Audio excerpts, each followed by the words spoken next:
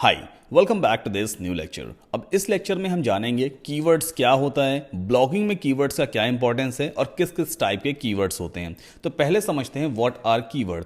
Keyword is a search term user type on the internet to search a specific content. किसी भी user को Google पे जाकर के या इंटरनेट पे किसी भी चीज को ढूंढना है तो उसे कीवर्ड टाइप करना पड़ता है। कीवर्ड एक वर्ड हो सकता है या कई सारे वर्ड्स का कॉम्बिनेशन हो सकता है। लेट्स से हम गूगल पे जाते हैं, मान लीजिए मुझे बेली फैट रिड्यूस करना है तो मैं क्या टाइप करूंगा, how to lose belly fat, यही टाइप करते हैं ना। जैसे मैंने एंटर पुश किया, गूगल ने कई सारी वेबसाइट मुझे निकाल के दिखा दी, या यूं कह सकते हैं कई सारे ब्लॉग पोस्ट मेरे सामने आ गए। तो ये जो सर्च बॉक्स में टाइप किया गया है ना, इसे हम कीवर्ड कहते हैं, सर्च टर्म भी कह सकते हैं। अब कीवर्ड जरूरी नहीं है कि सर्च बॉक्स में ही टाइप किया जाए, मतलब गूगल के सर्च बॉक्स में ही टाइप किया जाए। आप फेसबुक पे जाते हो, वहां भी अगर आपको कुछ भी सर्च करना होता है, एक बार मैं फेसबुक भी ओपन करके मैं आपको दिखाई देता हूं।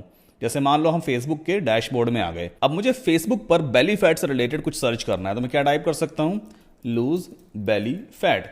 तो कहीं ना कहीं फेसबुक का ये भी एक सर्च बॉक्स है। अगर मैंने एंटर पुश किया तो फेसबुक इस कीवर्ड से रिलेटेड कई सारे रिजल्ट्स मुझे दिखाता है। देखो कई सारे वीडियोस इसने मुझे दिखा दिए, कुछ पेजेस वगैरह रेकमेंड करेगा। तो ये जो टाइप हम करते हैं ना सर्च बॉक्स में किसी भी कंटेंट को ढूंढने के लिए, इसे ही हम कीवर्ड कहते हैं। अब बात करते हैं कि ब्लॉगिंग में आखिर कीवर्ड्स का क्या इंपॉर्टेंस है। देखो अगर मैं आपको वापस गूगल के सर्च रिजल्ट पे लेकर के चलूं तो यहां पे कितने ब्लॉग्स देखो रैंक कर रहे हैं। ब्लॉग्स भी हो सकते हैं, वेबसाइट्स भी हो सकती हैं। मुझे लगता है 47 करोड़ से भी ज्यादा रिजल्ट्स यहां पे आ रहे हैं।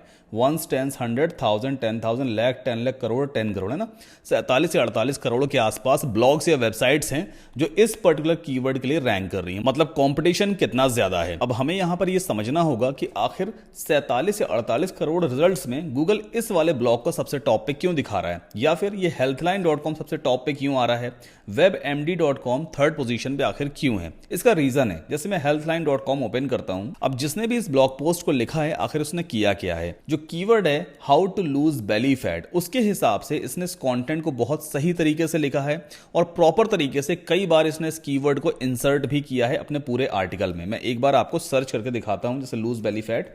तो यहां पर आप देखो टोटल 11 बार इसने अपने पूरे आर्टिकल में कीवर्ड को इंसर्ट किया है। कीवर्ड क्या है, लूज बेली फैट। मतलब जो राइटर है, जो ब्लॉग राइटर है, उसने इस कीवर्ड के हिसाब से पूरे आर्टिकल को प्रॉपर तरीके से ऑर्गेनाइज किया है। जो कंटेंट है वो कीवर्ड से रिलेटेड ही है।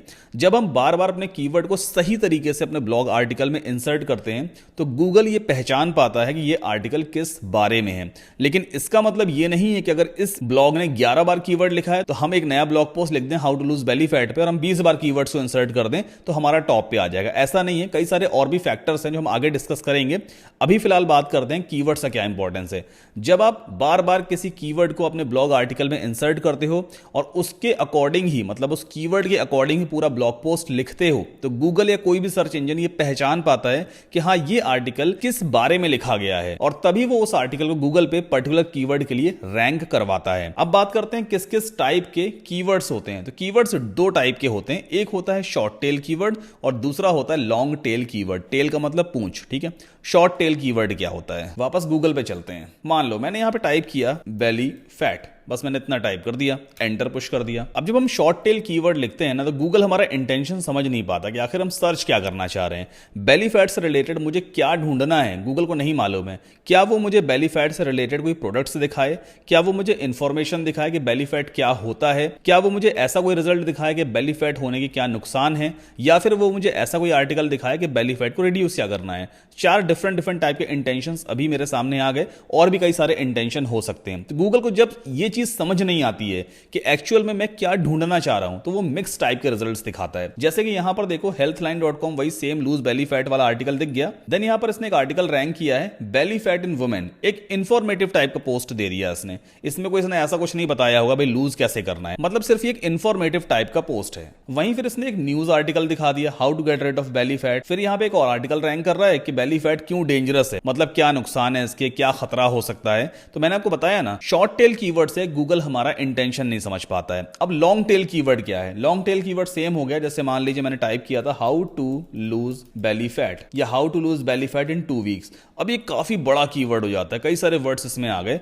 How to lose belly fat in 2 weeks, मतलब अब गूगल इंटेंशन हमारा समझ पाएगा, वो समझ पाएगा मैं क्या ढूंढना चाह रहा हूं। मैं ढूंढना चाह रहा हूं कोई ऐसा कंटेंट, कोई ऐसा आर्टिकल जो मेरा बेली फैट 2 हफ्ते में रिड्यूस कर दे। तो जिस जिस ब्लॉग पर इस पर्टिकुलर कीवर्ड से रिलेटेड आर्टिकल पब्लिश्ड होंगे वो ही यहां पर रैंक करने वाले हैं। देखो सबसे टॉप पे है prevention.com 19 science backed ways to lose belly fat in 2 weeks, है ना। 2 वीक्स से रिलेटेड ही देखो आर्टिकल यहां पे रैंक हुआ।